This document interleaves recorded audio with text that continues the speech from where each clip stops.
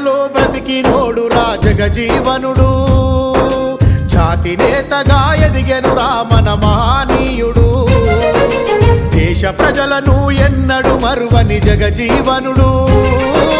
దేశం గుండెల బదిలంగున్నడు జనజీవనుడు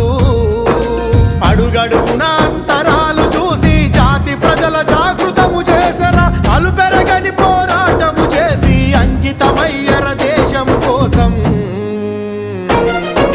జనం సేవలో బ్రతికినోడురా జగజీవనుడు